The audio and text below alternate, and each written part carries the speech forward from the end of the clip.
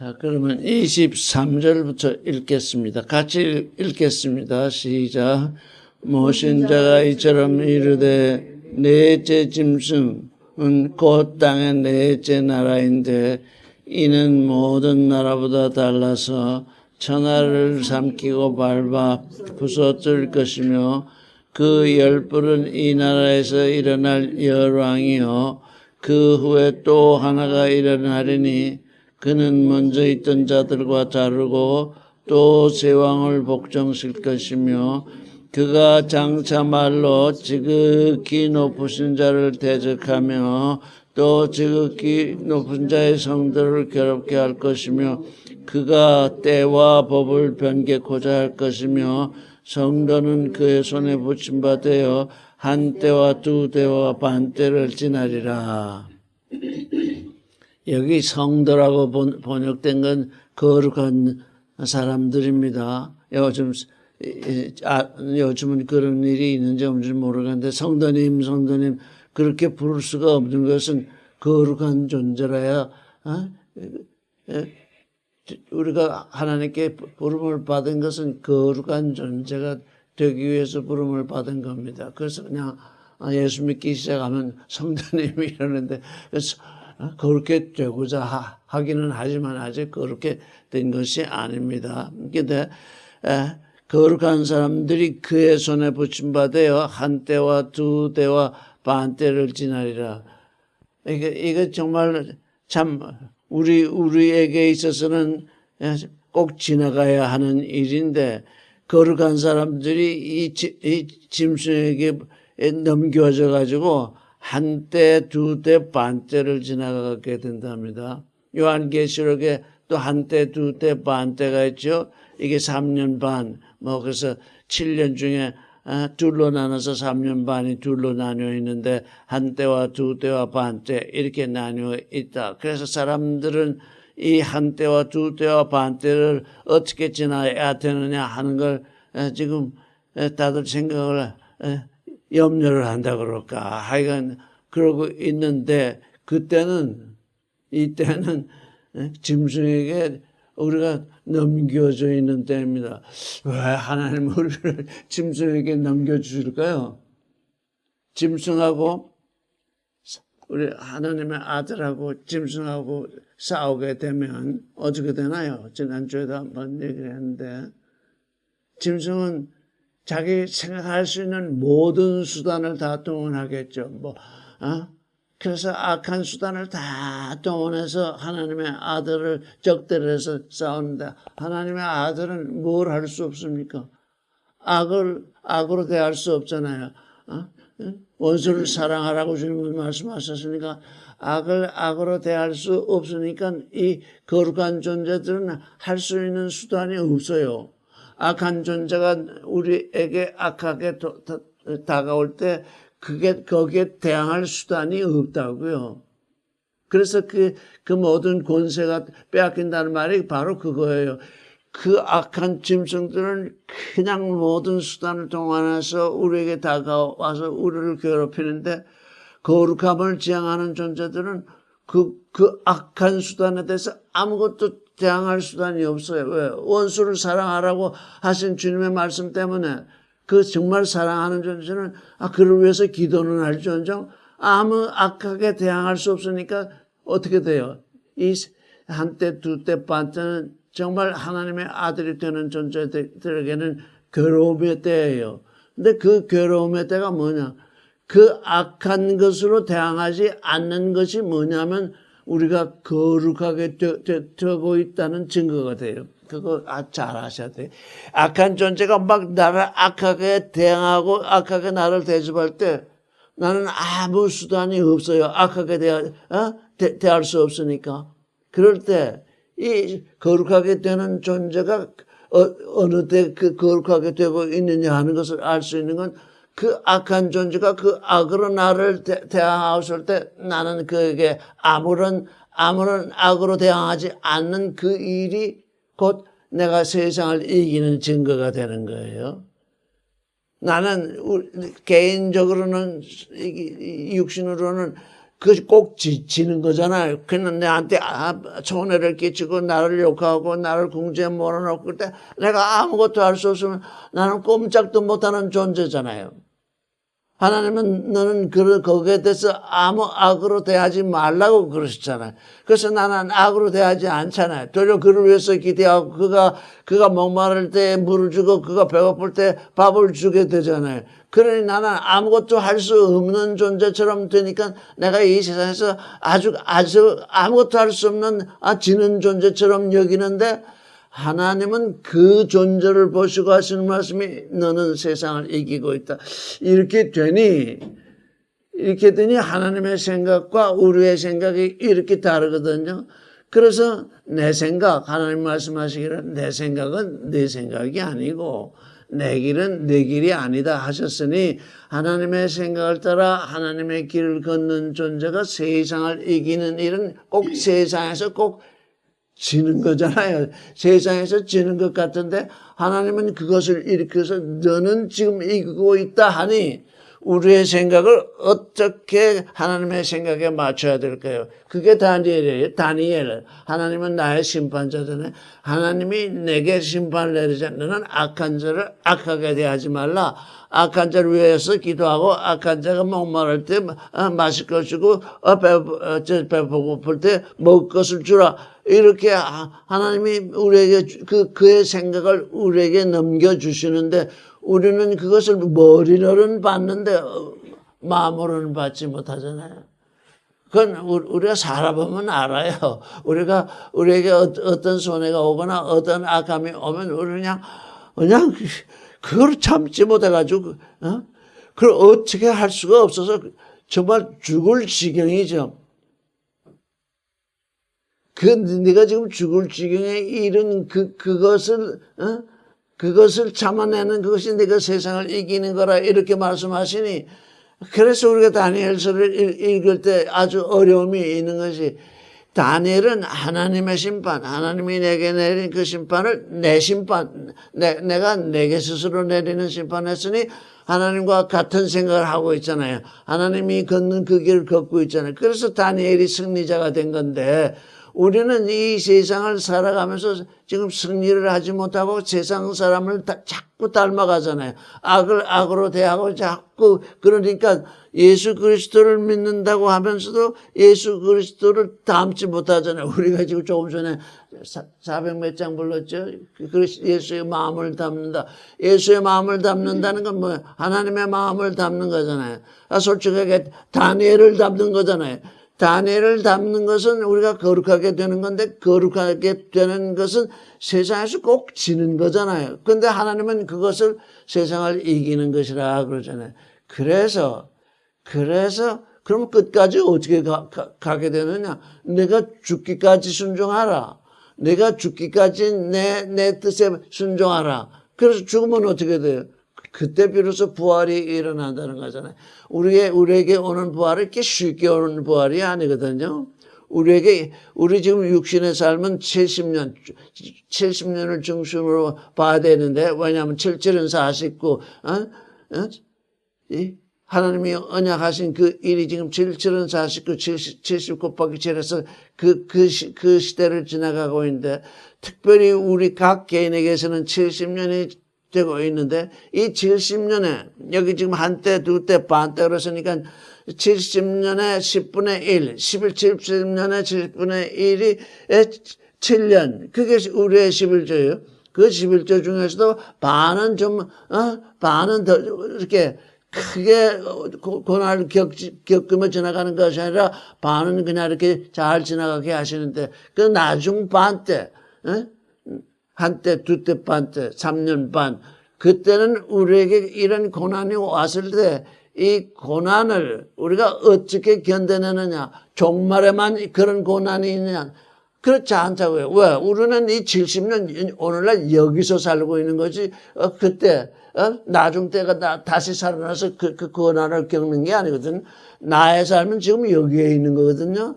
지금 나의 삶은 여기에 있으니까 여기에 있는 이때에 한때, 두때, 반때 내게 그런 고난이 왔을 때 그 고난을 이기는 그것이 고난을 이기는데 상대방하고 맞상대해서 이기는 것이 아니라 하나님의 생각을 따라서 하나님의 심판이 나의 심판에 대해서 그것을 견뎌내는 이 삶, 이게 지금 우리에게 지금 주어져 있는 거든. 이게 거룩이라 하는 것이거든요. 거룩은 악한 모습을 띌 수가 없어요. 이게 아주 중요한 게 거룩은 도무지 악한 모습을 띌 수가 없어요.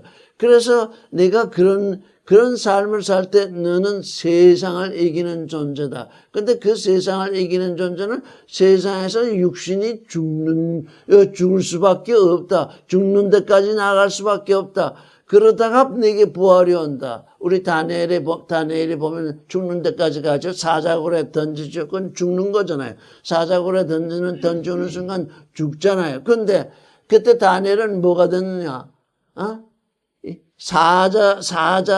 사자에게 잡혀 먹기는 짐승이 된 것이 아니라 세상을 이기는 그 사자로서 그때 사자굴에 떨어졌기 때문에 사자가 잡아먹을 수 없게 돼 있었어요. 그래서 그게 다니엘의 부활이에요. 다니엘이 그 사자굴에 떨어졌기 때문에 그에게 부활이 온 거예요. 다니엘이 그 사자굴에 떨어지는 것을 피해서 도망 다녔으면 다니엘에게 부활이 오지 못했어요. 다니엘이 사자굴에 떨어지니까 그가 실제 사자를 이기는 사자인 것이 그때 드러난 거예요. 우리에게 오는 부활은 바로 그런 거예요. 그러니 이 한때, 두때, 반때, 이게 요한계시록에도 나오잖아요. 그런 요한계시록에 나오는 때를 우리가 소급해서 살 수 있는 건 뭐예요? 이게 소급해서 살아야 되거든요. 왜요? 하나님은 우리에게 70년을 주셨지 7,000년을 주신 것이 아니요 7만 년을 주신 것도 아니거든요.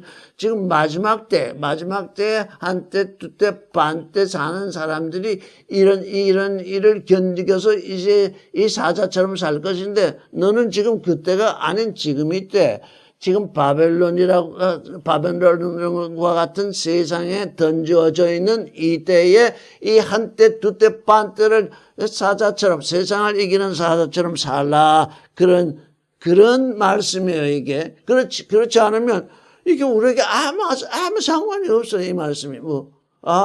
마지막 때 그런 일이 있구나. 그거 우리가 알아서 무슨 소용이죠. 지금 우리의 삶 속에서 우리의 때가 지금 우리의 마지막 때, 우리 70년의 마지막 때, 70년의 11조의 이때에 우리가 어떤 존재를 사느냐, 그것이 이제 우리에게 매우 중요한 거죠. 그래서 이게 지금 그다음에 26절을 읽겠습니다. 시작.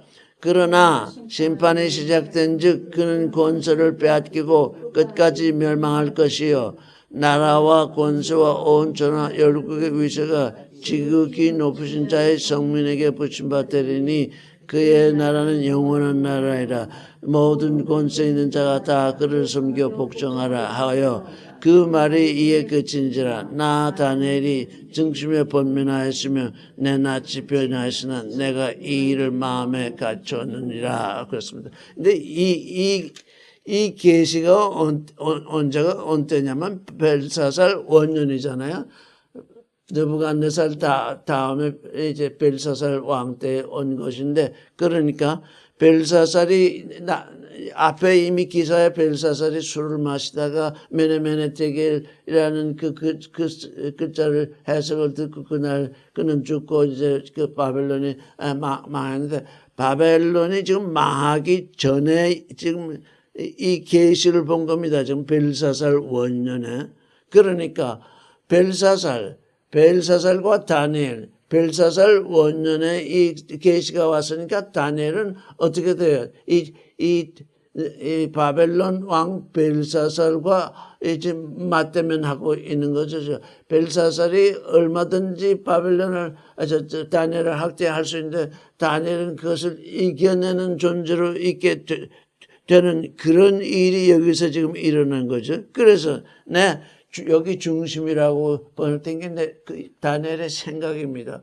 다니엘의 생각이 번민하였고 내 낯빛이 그 생각이 너무 심각하게 번민하니까 그게 어떻게 돼요? 여러분 다 너무 고난이 심하면은 얼굴에 그게 드러나잖아요. 낯빛이 변하게 돼요. 다 이렇게 어느 사람들 얼굴빛을 보면 아 요즘 좀 편하게 지내시는구나. 아 요즘 무슨 고난이 있으신가. 요즘 굉장히 아프신가. 그게 얼굴에 다 드러나거든요. 그래서 낯빛이 변화했으나 내가 이 일은 내 마음에 감추었다. 그렇게 얘기가 말씀이 되어 있습니다.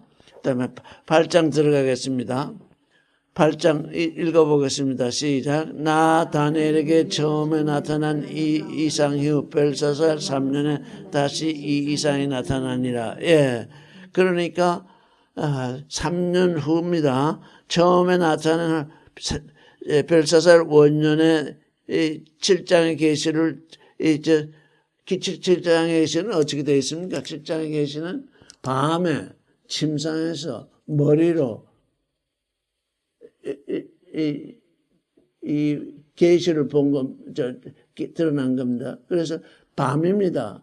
지금 밤은 또 우리 육신을 징조하고 있습니다. 지금 다니엘에게 이제 8장에서부터 새로운 계시가 드러나는데 7장에 한 번 계시가 드러나고 있는데 그때는 밤에 계시가 드러났습니다. 침상에서 계시가 드러났습니다. 머릿속에 계시가 드러났습니다. 그러니까 머릿속에 드러났으니까 아직 마음속에 떨어지지 않았잖아요. 그래서 그에게 뭡니까? 그 생각. 아직 마음속에 깊이 그 마음의 계시가 떨어지지 않았기 때문에 그 고민을 하는 겁니다. 이게 뭔지를.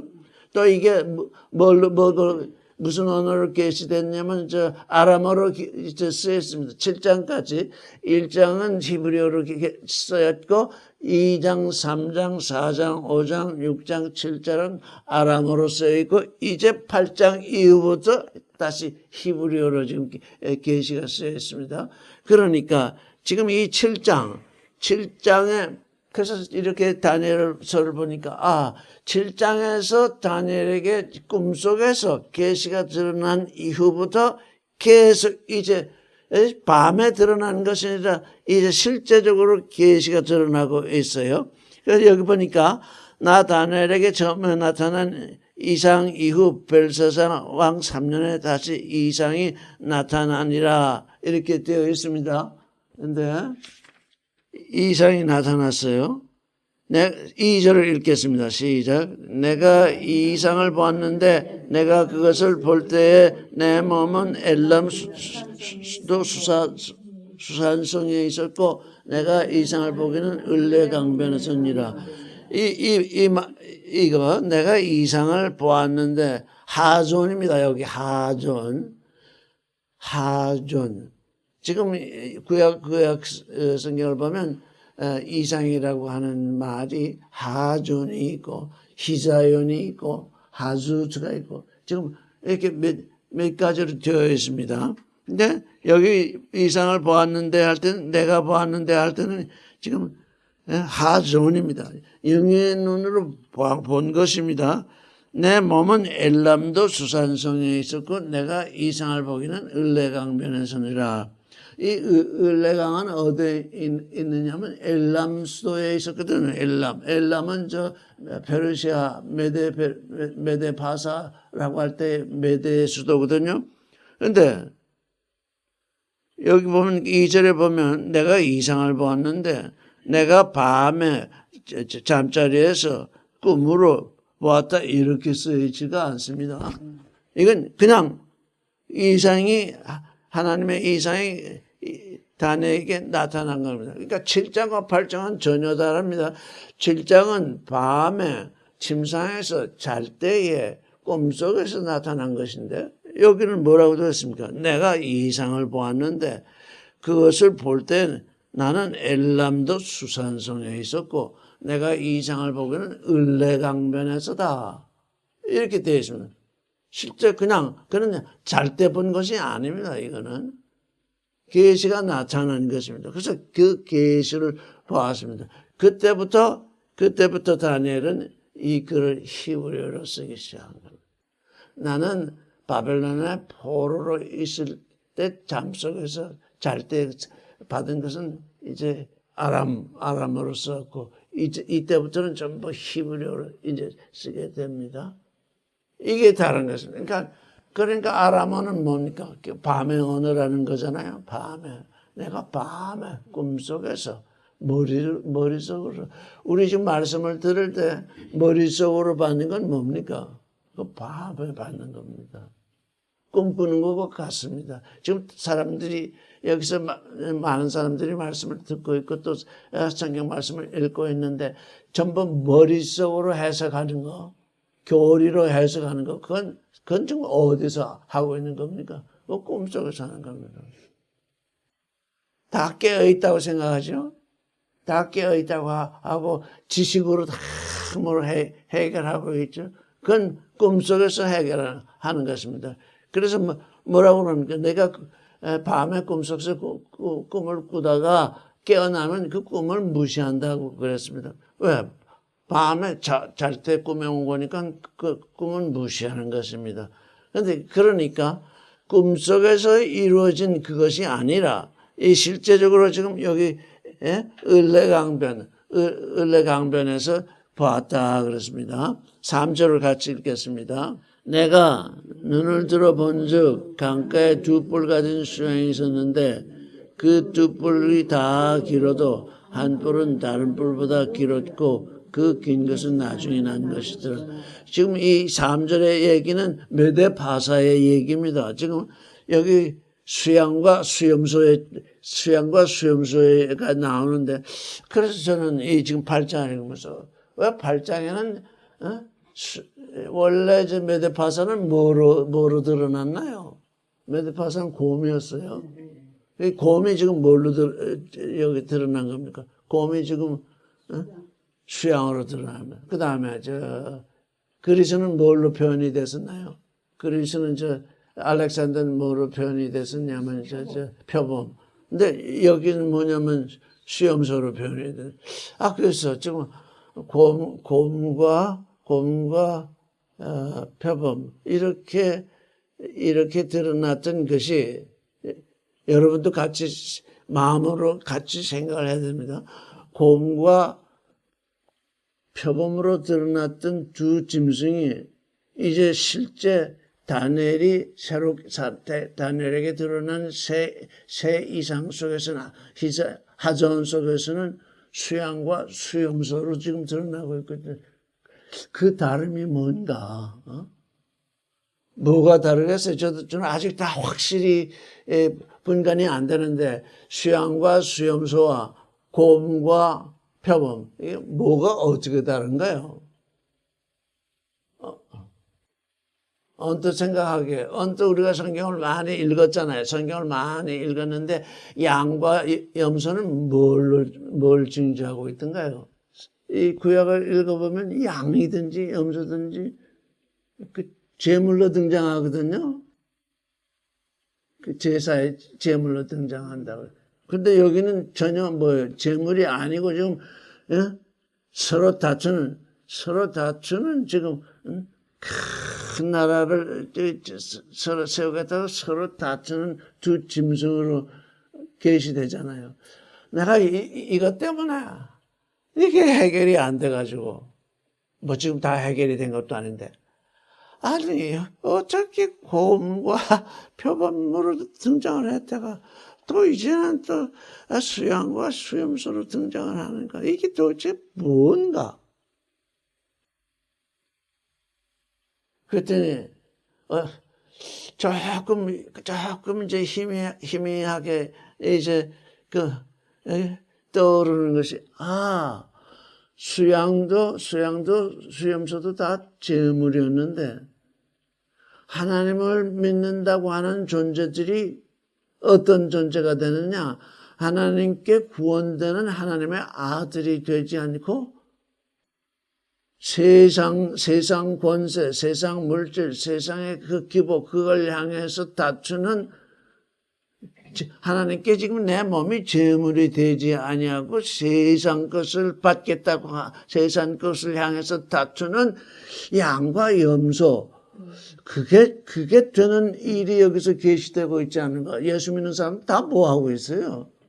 세상을 받겠다고 양이 되든 염소가 되든 하나님께 제물이 되겠다고 하지 아니하고 내 몸을 하나님의 기쁘신 뜻을 이루는 거룩한 제물이 되려고 하지 아니하고 세상 것을 받겠다고 양의 탈을 쓰기도 하고 염소의 탈을 쓰기도 하고 해가지고 종교인의 탈을 쓰고 지금 세상 권세를 다투는 그 일이 지금 여기에 희미하게 지금 드러난 것이 아닐까.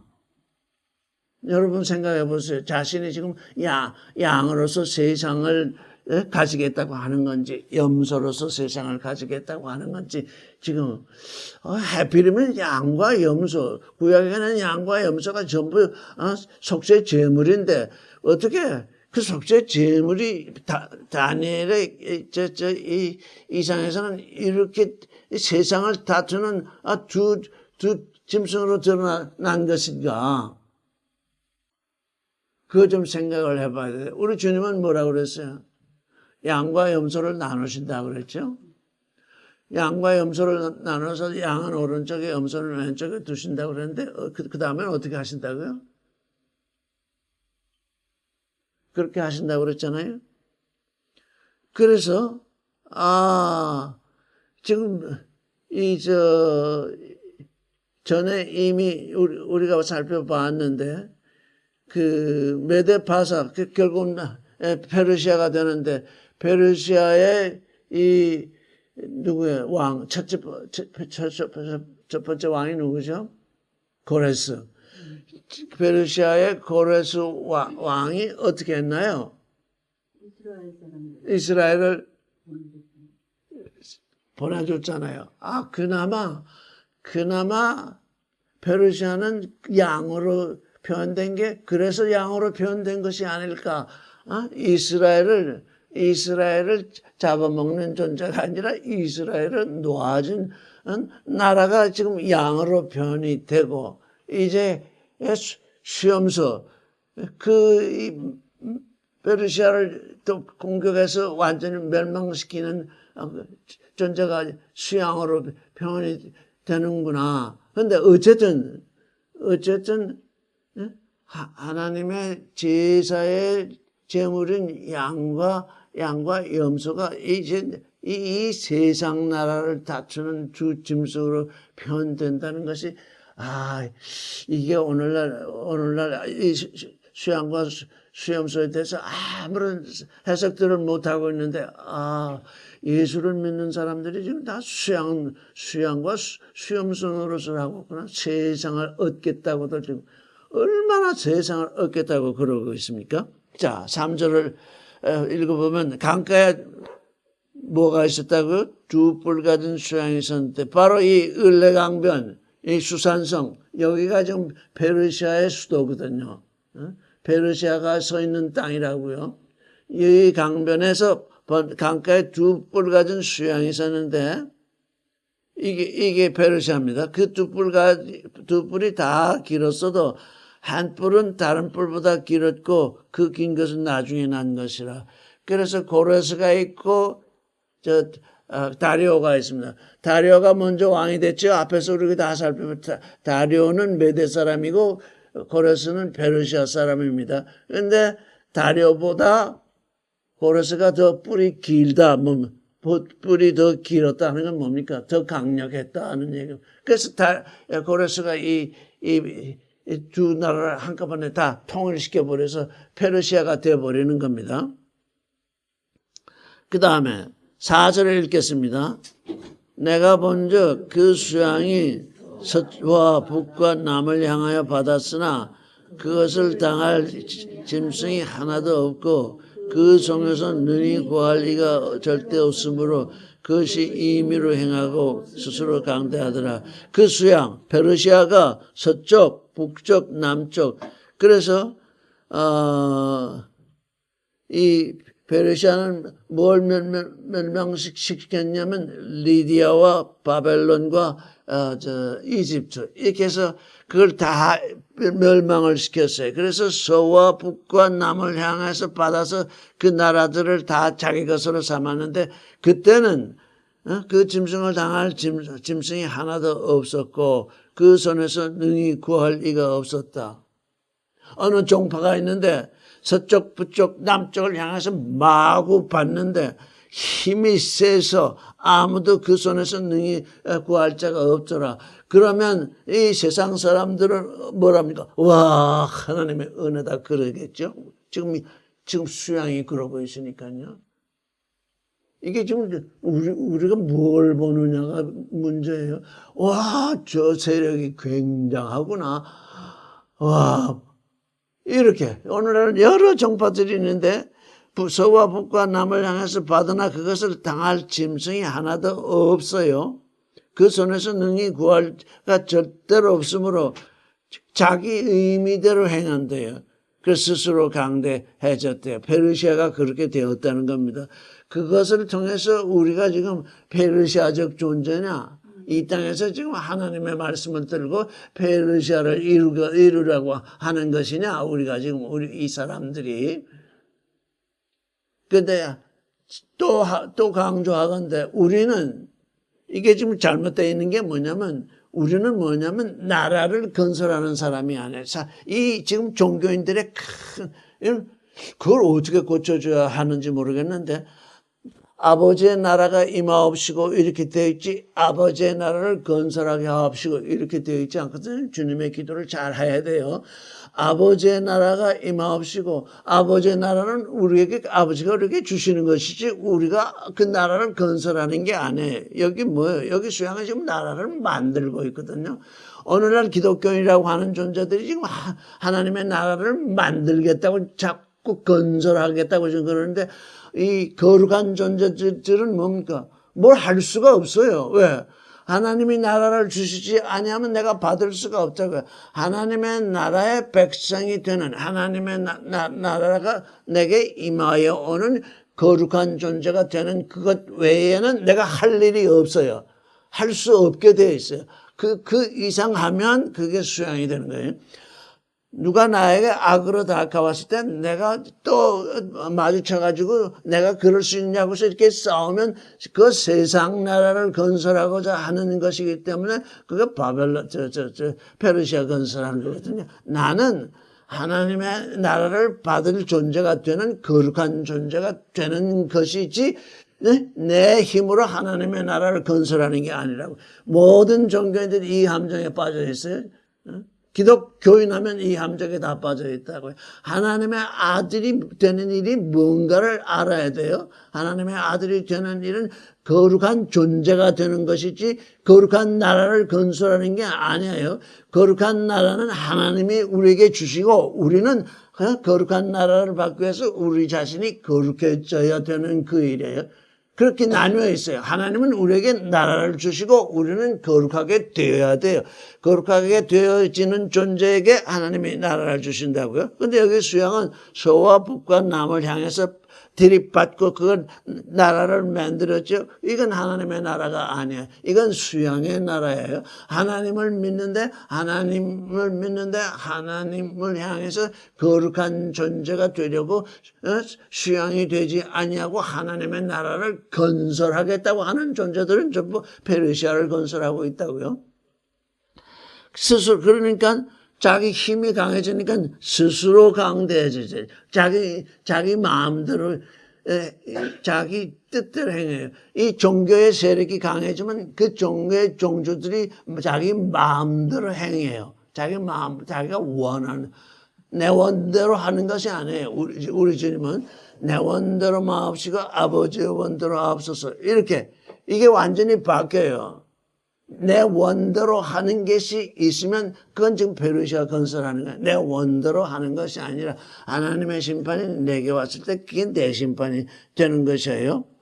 자, 그 다음에 5절 같이 읽어보겠습니다. 시작. 내가 생각할 때 한 수염소가 서편에서부터 와서 온 지면에 두루 다니되 땅에 닿지 아니하며 그 염소 두 눈 사이에는 현저한 뿔이 있더라. 그래서 이제 수양이 매우 아주 큰 수양이, 강대한 수양이 지금 이렇게, 천하를 지배하고 있는데 또 갑자기 그 수양을 생각하고 있는데 수염소가 나타났어요. 이 수염소는 지금 그리스를 말하고 있어요. 그리스의 누구를 말하느냐? 알렉산더를 말해요. 알렉산더는 13년 만에 그가 20살에 등극을 황제가 돼가지고 13년 동안에 이 페르시아를 다 멸망시키고 더 큰 나라를 만들었어요. 근데 그게 알렉산더가 지금 수염소를 말하는데 수염소 또 뭐예요? 그것 또한 그 재물이에요. 근데 이 수염소가 서편에서부터 와서 지금 여 서편이 우리나라를 보면은 동편에 뭐가 있어요? 동편에 속초가 있죠. 서편에 뭐가 있어요? 서편에 서쪽에 있어요. 서편에서부터 와서 온 주변에 두루 다니는데 얼마나 빠른지 발이 땅에 닿지 않는데요. 얼마나 빠른지. 그가 13년 만에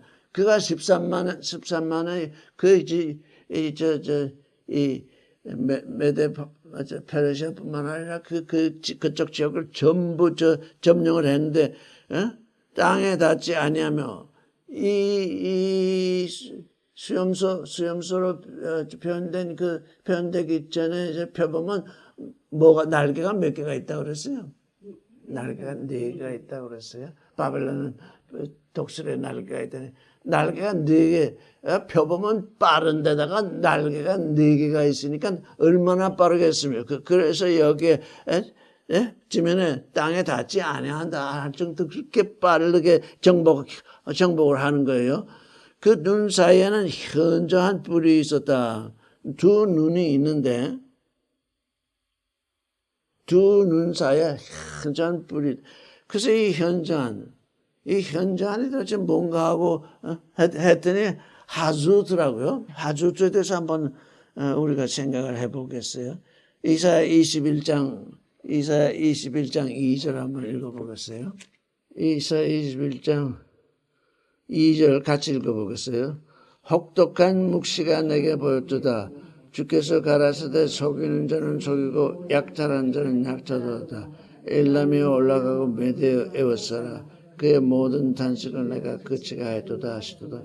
여기 혹독한 묵시라고 할 때 여기에 이 묵시는 하존이 아니고 하주주예요. 이사야는 하존과 하주주를 구분해서 썼어요. 그래서 그러면 하존, 하주주, 혹독한 묵시라는 게 뭔가 그랬더니 뭐라고 써있어요? 속이는 자는 속이고 약탈하는 자는 약탈한다. 이게 지금 혹독한 묵시예요. 지금 종교인들이 가지고 있는 에고비전, 저는 이 하수트를 에고비전이라고 하는데 예수를 믿으면서 뭘 하겠다느냐? 속이는, 여기 뭐라고 그랬어요? 속이는 자는 속이고 약탈하는 자는 속이고 약탈하고자 하는 에고비전이 있어요. 요즘 여러분 눈 뜨고 잘 봐야 돼요. 지난번에 우리 원장님도 한번 얘기하신 적이 있는데 요즘 헌금 다 어떻게 하고 있어요? 다 삼키고 있어요. 다 목사가 삼키고 있다고요. 뭔가요 그게? 속이는 자는 속이고 약탈하는 자는 약탈하다. 속이고 약탈하는데 누구를 앞서요? 하나님을 앞세운다고요?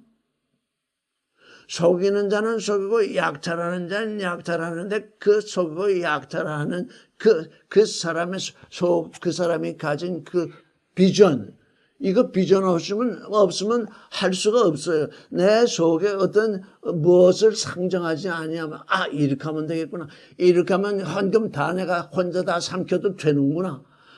그런 비전이 없거는 그걸 삼킬 수가 없다고요. 그래서 속이는 자는 속이고 약탈하는 자는 약탈하는 겁니다. 근데 겉으로는 전부 뭐예요?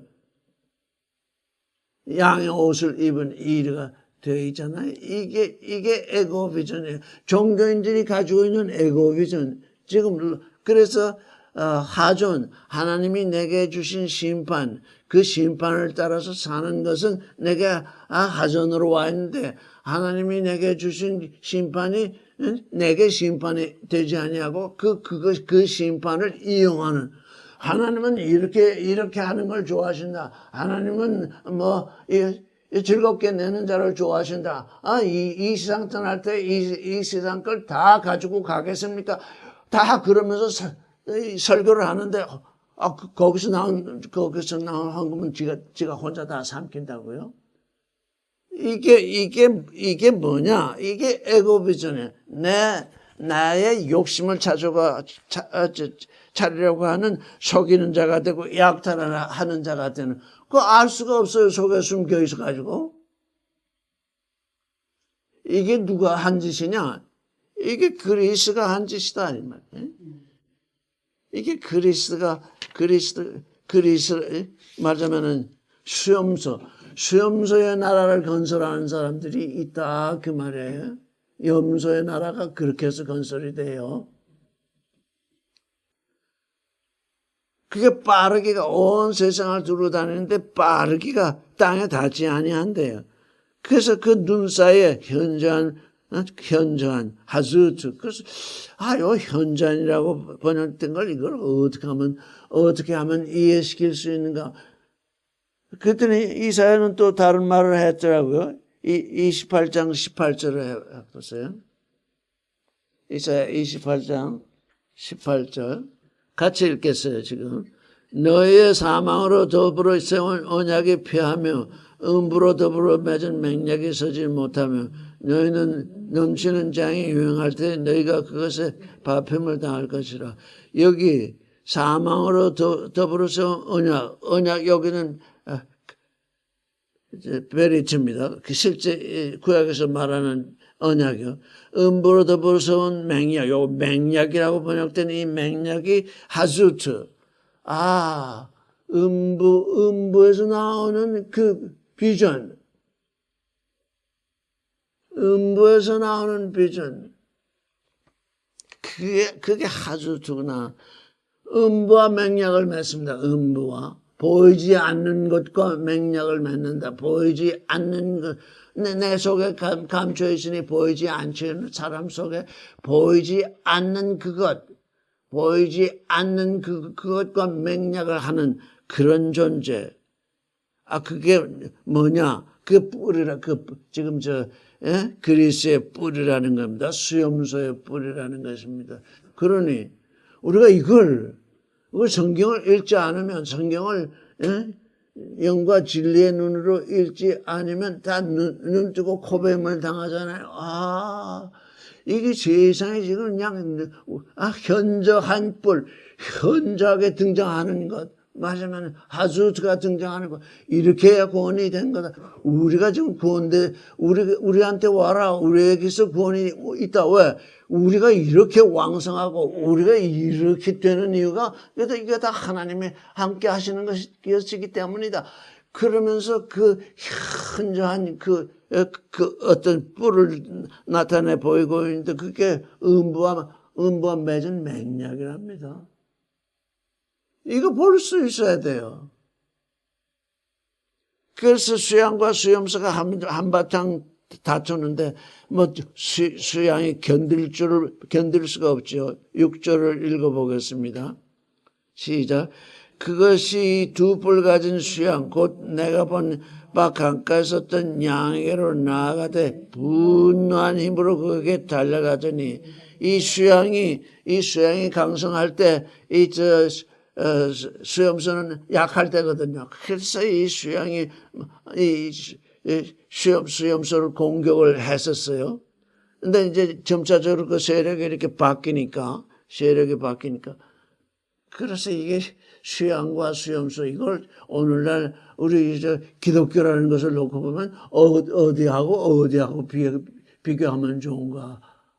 여러분 한번 속으로 한번 비교해 보세요. 수양과 수염소, 하나님을 믿는다는 존재가 있는데 수양이 강성하다가 수염소에게 지금 밀려나는 그런 일이 벌어지고 있는데, 7절 시작. 내가 본즉 그것이 수양에게로 가까이 나아가서 더욱 성내어 그 수양을 쳐서 그 두 뿔을 꺾으나 수양에게는 그것을 대적할 힘이 없으므로 그것이 수양을 땅에 엎드리고 짓밟았으나 능히 수양을 그 손에서 벗어날 이가 없었더라. 이 종교인들은 이런 전쟁을 합니다. 힘이 강성할 때는 임의로 행하고 스스로 강해지지만 힘이 없어지면 또 밟혀서 여기 수양을 땅에 엎어뜨리고 짓밟고 능히 수양을 그 손에서 벗어날 자가 없었어요. 그렇게 되는 겁니다. 종교의 세력은 늘 그렇습니다. 8절을 읽겠습니다. 시작. 시험서가 스스로 심히 강대하여 가더니 강대한 때에 그 큰 뿔이 꺾이고 그 대신에 현저한 뿔 하늘 향해 났더라. 알렉산더의 뜻이 뭔지 아냐면 인간의 수호자입니다. 인간을 수호한다니까 인간을 보호하고 보존한다는 거잖아요. 알렉산더가 가졌던 그 이름이 가졌던 그 뿔이 뭡니까? 인간 수호라는 에고 비전입니다. 나는 알렉산더, 나는 인간을 수호한다. 아주 그런 거창한 뿔이 없으면 다 그런 요즘 이제 선거철이 가까웠는데 하여간 어떤 뿔이든지 그런 뿔을 드러내지 아니하면 사람들이 따르질 아니합니다. 뿔. 그래서 알렉산더라는 그 큰 이름을 가지고 뿔을 드러내니까 이렇게 이제 13년 만에 20살에 등극해서 13년 만에 온 유럽을 뒤엎을 정도로 큰 제국을 건설하잖아요. 그래서 페르시아는 당할 수 없어서 거기서 망합니다. 그런데 시험서가 스스로 심히 강대해서 가더니 강대할 때 그 뿔이 꺾이고 33살에 죽어버립니다. 33살에. 그가 한 60살까지 살았으면 진짜 큰일 저질러 보냈죠. 33살에 죽습니다. 큰 뿔이 꺾이고 그 대신에 여기 또 현잔이라는 게 나왔습니다. 현잔뿔 넷이 하늘 사방을 향해서 났더라. 여기 내가 아까 현잔을 뭘로 해석했지? 하즈우트인데 하즈우트는 에고비전. 이거 좀 진짜 조심해야 돼요. 나는 다 뭐 안수받고 뭐 하는 사람들 보면 나는 속에 뜻을 키워요. 그 뜻이 뭐예요? 그게 에고비전이에요. 하나님의 심판이 내게 와서 나의 심판이 돼야 되는데 하나님의 뜻이 내게 이루어지지는 아니하고 자기 속에서 뭐 뜻을 세워가지고 그게 에고비전이거든요. 하즈우트. 그걸 이루려고들 하는데 여기 보니까 큰 뿔 대신에 현잔뿔 넷이 알렉산더가 죽고 나니까 장군들이 넷이 등장해서 나라를 넷으로 나눠 가져요. 현잔뿔 넷이 하늘 사방을 향해서 났더라. 근데 하늘 사방이 우리 7장에서 이 7장 2절을 한번 다시 보겠습니다. 7장 2절을 읽으면 같이 읽겠어요. 다니엘이 진술하여 가로되 내가 밤에 이상을 보았는데 하늘에 네 바람이 큰 바다로 몰려 불더니 이렇게 했잖아요. 근데 여기 8절에 그 뿔이 끓고 대신에 현잔뿔 넷이 하늘 사방 2절에서는 7장 2절에서는 하늘에 네 바람이라고 해놨는데 여기 왜 같이 해석을 하면 같이 번역을 하면 안 되는가요? 하늘에 네 바람을 향하여 똑같은 단어인데 하늘에 네 바람이 바다를 향해서 불어왔는데 여기서 현잔뿔 넷이 하늘에 네 바람을 향해서 났대요. 바람이 뭐였죠? 바람. 육신의 정력, 안목의 정력, 이생의 사랑, 선악지식이잖아요. 기하죠, 네 뿔. 알렉산더가 죽고, 그 사람이 수호자, 인생의 수호자가 죽으니까 그걸 그 나라를 넷으로 네 뿔이 갈라가자는데 그 네 뿔이 하늘에 네 바람을 향해서 나왔대요. 그러니까 뭐요? 7장에서는 하늘의 바람이 바다로 불어내리는데 이번에는 땅에서 하늘로 불어 올라가니까 인생의 일은 뭐야? 이 네 바람밖에 없다는 거예요. 육신의 정욕, 안목의 정욕, 이생의 장소. 이거 네 바람 빼면 나라도 뭐 아무것도 없어요 지금. 이 네 바람을 우리가 어떻게 처치를 해야 하나님의 나라가 임해. 우리 안에 불고 있는 이 네 바람, 먹을 것, 볼 것, 자랑거리, 선악지식, 먹을 것, 육신의 정욕, 볼 것, 안 먹을 정욕, 이생의 자랑, 자랑거리, 선악지식, 이 네 바람이 우리 몸에서 생명과 사랑과 거룩과 진리의 그 회오리 바람을 몰아내지 아니하면 현잔불이 이 나서 하늘을 향해서 또 불게 돼 있다. 이제는 하늘을 향해서 불어요. 하늘을 향해서 분다는 건 뭐예요? 하나님을 대항할 거라는 거예요. 종교가 커지면 누구를 대항해요? 하나님의 이름을 불러서 예수의 이름을 불러서 커지다가 나중에 커지면 어떻게 돼요? 내가 예수다 그러잖아요. 내가 하나님이다. 요즘 그런 종파들이 많이 생겨났어요. 내가 예수다. 처음에 할 때는 그 소리 못해요. 왜? 작을 때는 그 소리 못한다고요. 자꾸 커져서 이제 사람도 많고 돈도 많고 권세도 커지면 사실은 내가 재림 예수야. 이제 이렇게 하기 시작한다. 그래서 하늘 바람을 향해서 네 뿔이 났잖아요. 그다음에 구절을 읽어보겠습니다. 시작. 그중 한 뿔에서 또 작은 뿔 하나가 나서 남편과 동편과 또 영원한 땅을 향하여 심히 커지더니 그 네 뿔이 났는데 그 중에 넷으로 나뉘었는데 그중 한 뿔에서 또 작은 뿔 하나가 나서 남편과 동편과 또 영화로운 땅을 향해 영화로운 땅은 팔레스틴 이스라엘을 말해요. 남편은 애굽을 말해요. 동편은 바벨론 쪽을 말해요. 아수르 쪽을 말하고 있어요. 심히 커지대요. 한 뿔에서 작은 뿔 하나. 그래서 여기 보세요.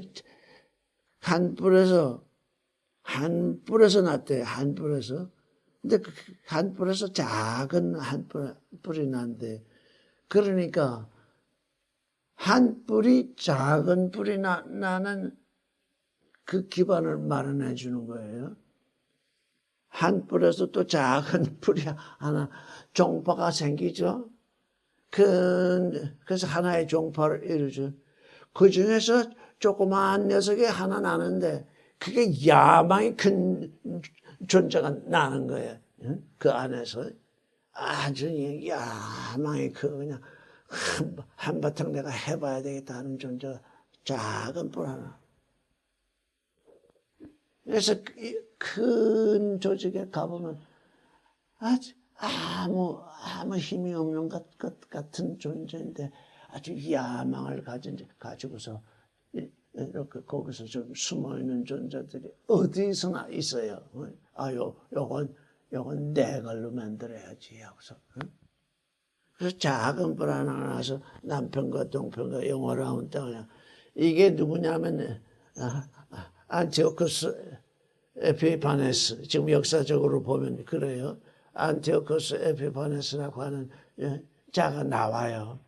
그래가지고 이스라엘을 완전히 이제 망하게 만든다고요. 그가 자라나기를 어떻게 얼마나 자라났느냐. 10절을 읽어보겠어요. 시작. 그것이 하늘 군대에 미칠 만큼 커져서 그 군대와 별 몇 중에 몇을 땅에 떨어뜨리고 그것을 짓밟고 하늘 군대 이게 하나님의 백성을 말할 수 있어요. 하나님의 백성 이스라엘 백성이에요. 그래서 하늘 군대와 별 중에 몇을 땅에 떨어뜨리고 그것을 짓밟아요. 그 다음에 어떻게 하느냐. 이게 이제 한때, 두때, 반때와 연결이 되는 거예요.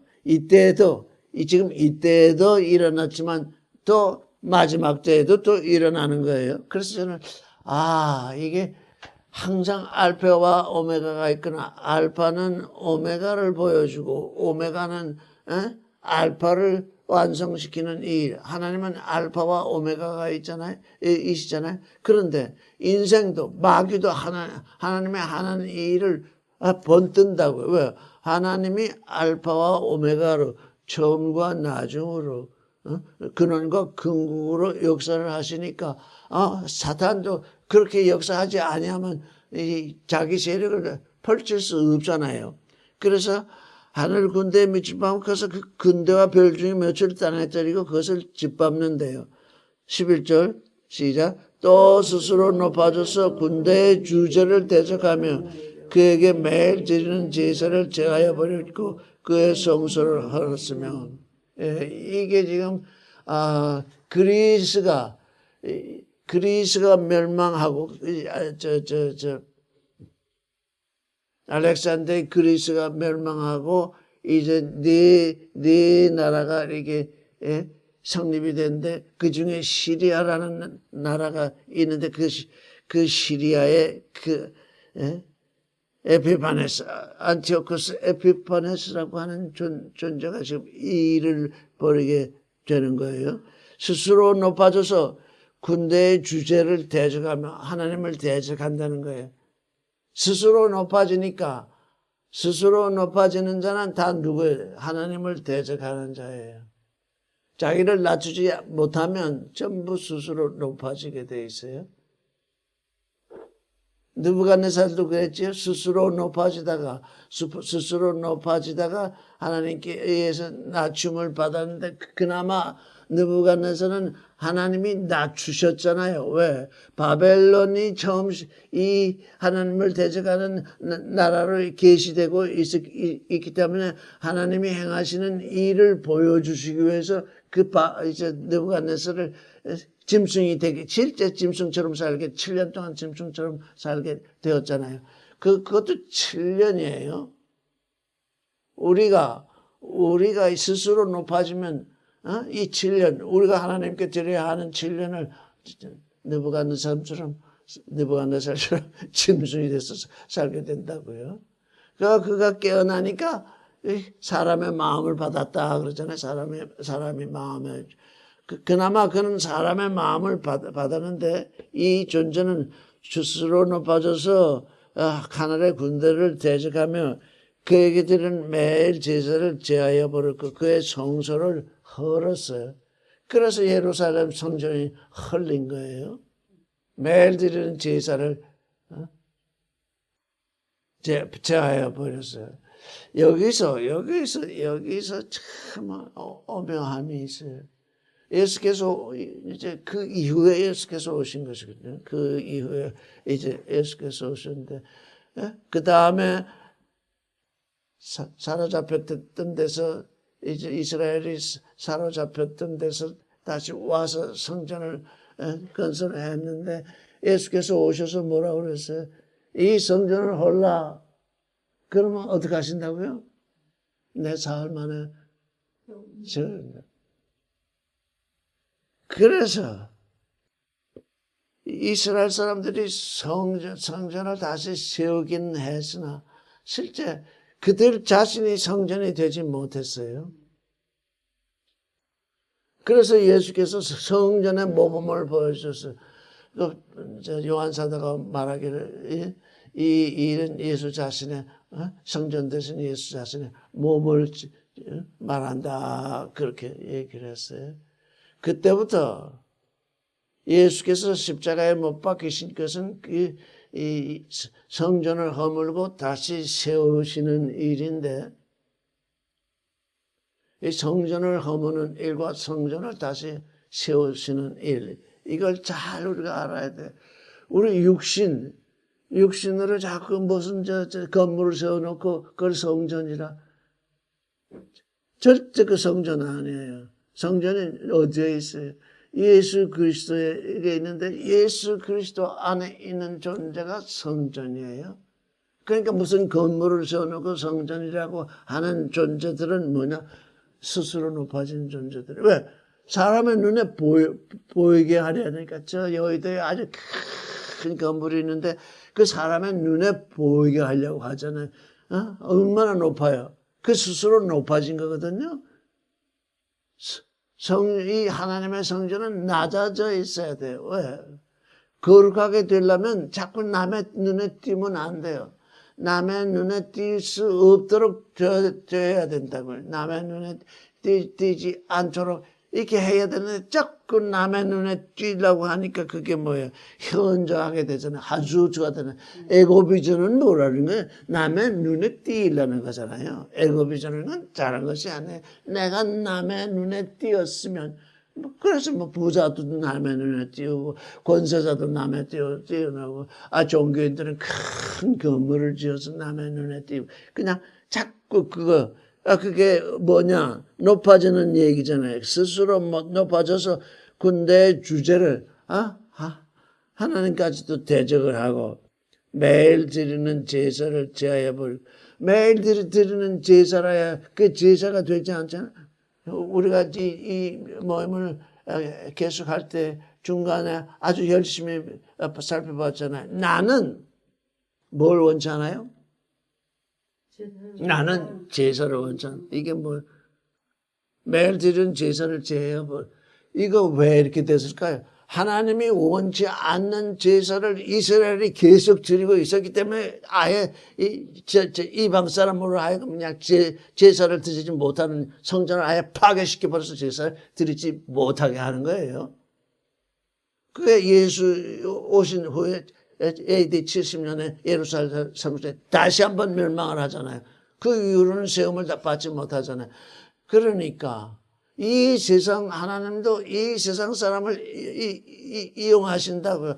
내가 제사를 원치 아니하고 긍휼을 원한다고 그렇게 얘기를 계속 예언자를 통해서 하는데 계속 당신은 제사를 원해야 됩니다. 당신은 제사를 받아야 됩니다. 그래서 계속 헛된 제사를 하니까 예수께서 오셔가지고 그냥 성전에 있는 재물 장사들 소, 양, 이제 파는 사람들 다 채찍으로 내쫓은 이유가 뭐, 나는 제사를 원치 아니하고 긍휼을 원한다고 원하시고 내 집은 기도하는 집이라고 하나님이 하셨는데 너는 맨날 이렇게 강도의 구로를 만드느냐. 그래가지고 다 내쫓아서도 소용이 없어요. 계속 그 짓을 하니까. 그 건물이 무너져야 된다고요? 제사 드릴 곳이 없어요. 어디서 제사 드려? 이제 내 스스로 내 몸을 살아있는 제물로 살았고 거룩하고 하나님이 받으실 만한 거룩한 제물로서 내 몸을 하나님께 드려야 되잖아요. 그게 하나님의 심판이에요. 우리에게 와 있는 하나님의 심판은 뭐냐? 내가 너에게 원하는데 너 자신이 성전이 되고 내가 내 안에 있고 내 몸을 살았고 거룩한 죽은 제물이 아니라 하나님을 향하여 있는 산 제물로서 드리기를 원하셨죠. 그래서 이 이방 사람들이 그 성소를 다 허물도록 하나님이 내버려 두셨어요. 너희는 도대체 내가 원하는 건 알지도 못하고 그런데 다 그렇게 하는 것이 하나님을 아는 일이 되어 있잖아요.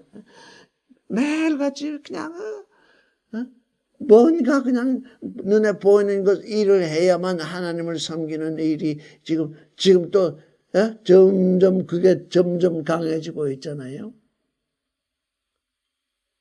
그래서 눈에 보이는 것은 잠깐이요. 눈에 보이지 않은 것이 영원하다고 하는 하나님의 이 진리, 하나님의 그 심판, 그걸 우리가 마음속에 받지 않으니까 자꾸 겉으로 드러나는 거예요. 12절까지만 읽겠습니다. 12절 시작. 범죄함을 인하여 백성과 매일 드리는 제사가 그것에게 붙임바 되었고 그것이 또 진리를 땅에 던지며 자유를 행하여 항상하더라. 바로 이거예요. 지금 12절이 뭐냐? 이스라엘이 범죄를 계속하고 있어요. 그래서 그 백성과 매일 드리는 제사가 그 짐승에게 맡겨버려져요. 그 짐승에게. 무슨 짐승? 종주들로. 그 지금 짐승이에요. 내 마음을 다하고 목숨을 다하고 뜻을 다해서 하나님을 사랑하라. 정말 그렇게 해라. 하나님은 긍휼을 원하시지 내 죽은 재물을 원하지 않으신다. 이렇게 가르쳐야 되는데 자꾸 가져오라고 그러잖아요. 자꾸 가져와서 뭐 큰 건물을 세우고 자꾸 그렇게 하잖아요. 그러니까 거룩함을 지향하는 존재들은 그게 아니다. 하나님이 원하시는 건 거룩함인데 네 몸을 거룩한 성전으로 삼는 건데 왜 뚱딴지같이 눈에 보이는 건물, 눈에 보이는 행사, 눈에 보이는 그것을 계속 하려고 하느냐. 이러니까 핍박을 받게 되고 핍박을 받게 되니까 맞상대 할 수 없잖아요. 악으로 다가오니까. 그래서 아무것도 할 수 없게 되는 거예요. 이 세상에서 내가 아무것도 할 수 없지만 내가 나를 사랑하는 그 사랑으로 나를 향해 있는 그것이 너의 승리다. 그걸 우리는 참을 수가 없어요. 아이고, 쟤들은 저렇게 날리고 저렇게 눈에 보이는 힘을 발휘하고 뭐 그냥 이러는데 나는 아무것도 할 수 없다. 이 아들거든. 그 거룩한 자들의 권세가 깨어지려 할 때 이게 손이라는 뜻이거든요. 내 손으로는 아무것도 할 수 없으니 어떻게 하면 좋습니까? 인내하거라. 왜? 내 나라는 내게 주어질 것이기 때문이다. 그걸 우리 마음속에서 그게 확신이 들지 아니하면 어느 순간이고 눈에 보이는 큰 것 쫓아가게 됩니다. 어느 순간이고 스스로 높아진 것을 쫓아가게 됩니다. 왜? 그게 내 눈에 보이니까, 그게 내 눈에 자랑거리로 보이니까, 육신의 정욕, 안목의 정욕, 이생의 정욕, 그 크고 높고 강한 게 다 이생의 자랑거리잖아요. 이거 봐라. 여기 와서 봐라. 전부 와서 보라고 그러잖아요. 이 큰 것을 보라. 이 하나님을 섬기는 존재가 이러하다. 근데 나중에 어떻게 해요? 어떻게 해요? 군대의 주제, 하나님을 대적하게 돼. 사실은 내가 재림예수. 사실은 내가 하나님이야. 이런다고 이제 마지막에 가게 되면. 그렇게 되면 어떻게 돼요? 매일 드리는 제사나 교회 성서를 다 헐어버리고, 그것에 백성들이 그것에게 부침받대잖아요. 그 쫓아가면은 좋을 줄 알았더니 그 짐승에게 부침받는다네. 그 짐승에게 부침받으면 어떻게 돼요? 진리를 땅에 떨어뜨리게 되니까 이젠 내가 더 이상 어떻게 기댈 데가 없어요. 진리가 땅에 떨어지니까요. 그래서 우리가 이 지금 하전이라고 그랬잖아요. 하전. 영의 눈으로 볼 수 있는 눈. 그거 우리가 늘 간구해야 돼. 여러분이 각자가 내가 하나님의 진리, 하나님의 심판을 나의 심판으로 받을 수 있도록 당신의 계시를, 이 성경을 통해서 당신의 계시를 볼 수 있도록 도와주시옵소서. 그렇지 않고는 자꾸 내 눈에, 육신의 눈에 비치는 것을 쫓아가다가 완전히 나는 지금 땅에 떨어진 진리처럼 돼버리겠습니다. 이 기도를 해야 된다고요. 우리는 큰 것을 볼 때마다 위축당해요. 사실 그렇거든요. 큰 것 하는 사람들 앞에 우리가 그냥 위축당하거든요. 왜? 난 아무 힘도 없고 뭐라고.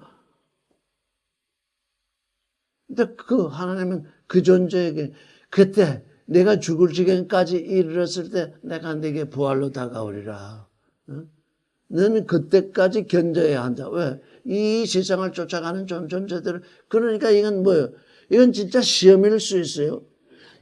내가 나를 믿는다고 아무리 울부짖고 하더라도 내가 너를 그 짐승의 손에 붙이면 너는 어떻게 되겠냐? 네가 거기서 인내해서 참으면 내가 내 나라를 내게 줄 것이요. 거기서 견디지 못하면 너는 짐승에게 속한 존재가 되고 만다. 그래서 하나님이 우리를 부르시고 택하시고 예전하신 그 길, 그게 지금 여기에 이렇게 아주 웅장한 이런 계시로서 우리에게 지금 표현됐다고 할 수 있겠습니다.